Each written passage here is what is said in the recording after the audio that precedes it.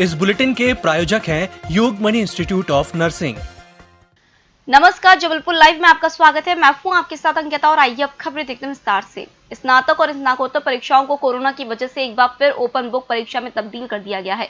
शासन ने इस संबंध में निर्णय लिया है। बीते साल की तर्ज पर ही स्नातक प्रथम और द्वितीय और स्नातकोत्तर प्रथम तृतीय सेमेस्टर की परीक्षा घर बैठे विद्यार्थी दे पाएंगे। ओपन बुक एग्जाम को लेकर लगातार विद्यार्थी सड़क पर प्रदर्शन कर रहे थे, जिसके बाद शासन ने यह निर्णय लिया। ओपन बुक परीक्षा जून में होगी, वहीं स्नातकोत्तर और स्नातक अंतिम वर्ष की परीक्षाएं मई माह में परंपरागत ढंग से आयोजित की जाएगी। इस संबंध में उच्च शिक्षा विभाग के ओएसडी धीरेन्द्र शुक्ला ने बताया कि मुख्यमंत्री के साथ बैठक के बाद उच्च शिक्षा मंत्री ने निर्णय लिया है। मध्य प्रदेश के ऊर्जा मंत्री प्रद्युमन सिंह तोमर ने जबलपुर पहुंचकर स्टेट लोड डिस्पैच सेंटर का औचक निरीक्षण किया। उन्होंने स्टेट लोड डिस्पैच सेंटर के मुख्य अभियंता के प्रभाकर और शिफ्ट ड्यूटी अभियंताओं से सेंटर की कार्यप्रणाली की जानकारी ली। मुख्य अभियंता ने उन्हें विद्युत उत्पादन, ट्रांसमिशन और डिस्ट्रीब्यूशन और इसमें लोड डिस्पैच सेंटर की भूमिका के संबंध में अवगत कराया। ऊर्जा मंत्री ने लाइव रूप से प्रदेश के विद्युत सिस्टम को समझा। प्रद्युमन सिंह तोमर ने उपस्थित अभियंताओं से उनके कार्य और कठिनाइयों की जानकारी भी ली। ऊर्जा मंत्री इसके पश्चात रानी अवंतीबाई जल विद्युत गृह बरगी के निरीक्षण के लिए रवाना हो गए। जबलपुर के ओमती थाना अंतर्गत विनीत टॉकीज के पास कल शाम वाहन चेकिंग के दौरान पुलिस ने एक सफेद रंग की स्कॉर्पियो को रोककर चेकिंग के लिए कहा तो आरोपी ने पुलिस को धौंस दिखाते हुए चेकिंग कराने में आनाकानी करने लगा। लेकिन जब पुलिस गाड़ी की चेकिंग करने लगी तो युवक बौखला गया और पुलिस कर्मियों को रौब झाड़ते हुए गाड़ी चढ़ाने की कोशिश करते हुए भागने लगा। गनीमत रही कि आरोपी द्वारा पुलिस को कुचलने की गई कोशिश में किसी भी पुलिसकर्मी को चोट नहीं आई।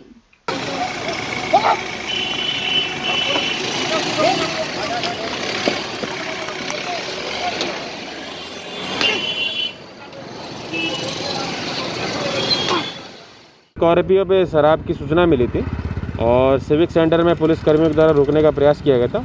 वहाँ वो नहीं रुका तो करमचंद चौक के पास भी रोका गया था उसको, तो पुलिस के सामने से वो गाड़ी जो धक्का देते हुए निकाल लिया था। फिर उसको नौदरा पे रोके, उसके में से जो दारू मिली उसे पूरा जब्त किया गया और गाड़ी भी जब्त की गई और उसके विरुद्ध चौथे साहबकारी की कार्रवाई की गई। क्या नाम है भैया उनका? उसका नाम है केशव पटेल।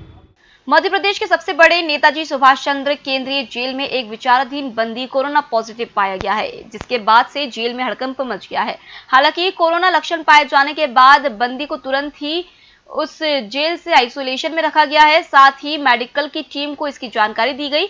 जानकारी के मुताबिक हाल ही के दिनों में मदन महल थाना अंतर्गत एक युवक को छेड़खानी के मामले में गिरफ्तार कर जेल भेजा गया था। आज जब जेल में उस युवक को सर्दी खांसी हुई तो उसका टेस्ट करवाया गया, जहां उसकी रिपोर्ट कोरोना पॉजिटिव आई। इस मामले में मदन महल पुलिस ने बताया कि जेल से सूचना मिली है कि छेड़खानी के मामले में जो कैदी जेल पहुंचा था वह पॉजिटिव पाया गया है, वह बंदी कोरोना पॉजिटिव है। यह जानकारी जब जेल में लगी तो हड़कंप मच गया। अब जेल प्रबंधन यह पता करने में जुटा है कि संबंधित आरोपी को लेकर कौन आया था और वह जेल के अंदर किस किस से मिलने गया था। संपर्क रखने वाले सभी लोगों का कोरोना टेस्ट भी करवाया जाएगा।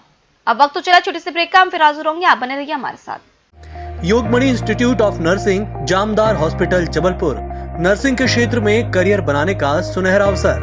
प्रवेश प्रारंभ BSc nursing, post basic BSc nursing, GNM. पता 198/2 Raigwa, ward number 72, Arihant warehouse के पीछे, पाटन बाईपास चौक के पास, जबलपुर। ब्रेक के बाद आपका फिर से स्वागत है और बढ़ते अगली खबर की ओर। होली पर्व पर शांति व्यवस्था कायम रखने हुड़दंग करने वालों पर सख्ती बरती गई। इसके लिए शनिवार की रात से ही पुलिस एक्शन मोड में नजर आई और यह व्यवस्था सोमवार तक सड़कों पर नजर आई। इस दौरान पुलिस की पेट्रोलिंग टीमें गली गली पेट्रोलिंग करती रही, वहीं सड़कों पर सख्त पहरा रहा और वाहनों की चेकिंग की गई। होली पर्व की व्यवस्थाओं के संबंध में एसपी सिद्धार्थ बहुगुणा द्वारा बताया गया कि होलिका दहन के एक दिन पहले शनिवार की रात से ही पुलिस बल की तैनाती कर दी गई थी। वहीं जिले में करीब 550 वाहनों से पेट्रोलिंग की गई। इसमें पुलिस के 350 वाहन होंगे और 200 वाहनों का अधिग्रहण किया गया था। इस दौरान पुलिस अधिकारी कर्मचारियों के अलावा सशस्त्र पुलिस बल, स्पेशल टास्क फोर्स, होमगार्ड व अश्वारोही दल को मिलाकर करीब 4000 तैनात रहे। साफ और स्वच्छ नर्मदा बनाने का दम भरने वाले नेता सिर्फ जुबानी नारे बुलंद कर रहे हैं। हकीकत में नर्मदा को साफ रखने के लिए कोई ठोस इंतजाम नहीं नजर आ रहे हैं। पिछले 15 साल से नालों को नर्मदा में मिलने से रोकने के खूब दावे हुए, लेकिन नतीजा निराश करने वाला रहा। जबकि जो भी नगर सत्ता में बैठा वो सारे नर्मदा भक्त थे। हर दिन शहर से 100 MLD पानी रोज नालों के जरिए नर्मदा में पहुंच रहा है।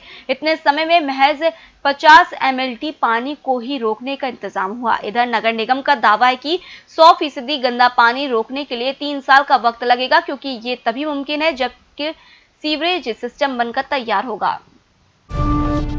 लोकसभा मुख्य सचेतक सांसद राकेश सिंह ने केंद्रीय उड्डयन मंत्री हरदीप पुरी से दिल्ली में भेंट कर जबलपुर एयरपोर्ट से जुड़ी विभिन्न मांगों पर चर्चा की। उन्होंने एयरपोर्ट का नाम वीरांगना रानी दुर्गावती के नाम पर करने और एयरपोर्ट विस्तार कार्य में गति देने और अन्य यात्री सुविधाओं को बढ़ाने हेतु पत्र सौंपा। सांसद ने केंद्रीय उड्डयन मंत्री से भेंट कर बताया कि जबलपुर के डुमना एयरपोर्ट का नाम वीरांगना रानी दुर्गावती के नाम पर करने हेतु अग्रिम कार्रवाई करें और उन्हें बताया कि इस हेतु प्रदेश के मुख्यमंत्री ने भी पत्र दिया है। रानी दुर्गावती विश्वविद्यालय सालाना 77 करोड़ रुपए कमाएगा, लेकिन खर्च 100 करोड़ रुपए का होगा। कार्य परिषद की बैठक में बजट पारित हुआ। करीब 23 करोड़ रुपए घाटे के बजट में कई अहम योजनाओं को शामिल किया गया है। विश्वविद्यालय में कोरोना संक्रमण होने की वजह से ऑनलाइन बैठक की गई। बैठक में मुख्य रूप से बजट पर चर्चा हुई। कुलपति प्रोफेसर कपिल देव मिश्र की अध्यक्षता और वित्त नियंत्रक रोहित सिंह कौशल की उपस्थिति में कार्य परिषद की बैठक ऑनलाइन हुई। बजट में शोध को बढ़ावा देने के लिए लघु शोध परियोजनाओं के लिए 30 लाख रुपए का नया प्रावधान किया गया है। वहीं सुरक्षा व्यवस्था के लिए सिक्योरिटी गार्ड को आउटसोर्सिंग करने के लिए 30 लाख का प्रावधान रखा गया है। मारपीट के प्रकरण की केस डायरी कोर्ट में पेश करने के बदले पुलिस आरक्षक ने 300 रुपए की मांग की। जिस व्यक्ति से वह पैसे की मांग कर रहा था, उसके साथी ने मोबाइल पर घटना का वीडियो बनाकर उसे इंटरनेट मीडिया पर वायरल कर दिया। वीडियो में नजर आ रहा है आरक्षक शाहपुरा थाने में पदस्थ है। उसकी ड्यूटी पाटन कोर्ट में लगाई गई है। वायरल वीडियो में फरियादी उससे 50 रुपए लेकर डायरी पेश करने के लिए कहता नजर आ रहा है, लेकिन आरक्षक यह बोलते हुए कि फोटोकॉपी में काफी खर्च हो जाता है, इसलिए वह 300 रुपए से कम नहीं कर पाएगा। फिलहाल इस बुलेटिन में इतना ही। आप बने रहिए EMS टीवी के साथ। नमस्कार।